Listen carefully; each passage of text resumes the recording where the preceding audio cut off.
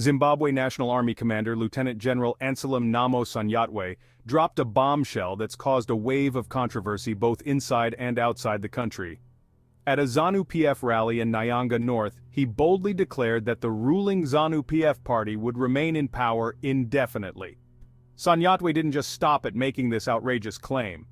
He went a step further, stating that the military would use force to ensure that voters cast their ballots for ZANU-PF.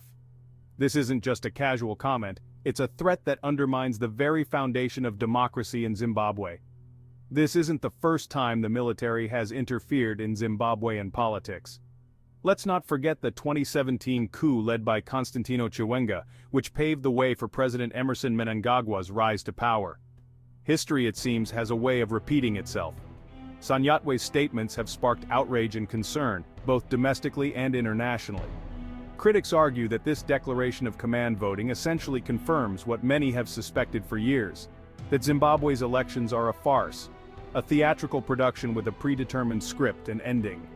It's a grim reminder of the significant challenges facing Zimbabwe's democratic process. Award-winning journalist Hopewell Chinono took to social media to voice his concerns. He called Sanyatwe's remarks unconstitutional, highlighting that they reflect the lived reality of rigged elections and a weak opposition. Chinono's words paint a bleak picture of a country where the military and ruling party are deeply entwined, making genuine political change seem nearly impossible. What's even more troubling is that Zimbabwe's constitution explicitly prohibits serving soldiers from affiliating with any political party or engaging in partisan activities. Despite this, the military has consistently meddled in politics, especially during election periods. This blatant disregard for the Constitution only adds to the mounting frustration and hopelessness among the people of Zimbabwe. The international community is watching closely, with many calling for intervention. The hope is that global pressure can lead to meaningful change, and a future where democracy, human rights, and the rule of law are upheld for all Zimbabwean citizens. However, given the current climate, this seems like a distant dream. So what does this mean for Zimbabwe moving forward? Well, it's clear that the path to true democracy is fraught with obstacles.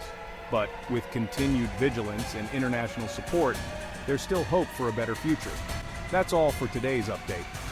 If you found this video informative, don't forget to hit that like button and subscribe for more content. Let's keep the conversation going in the comments below. Stay informed, stay engaged, and I'll catch you in the next video.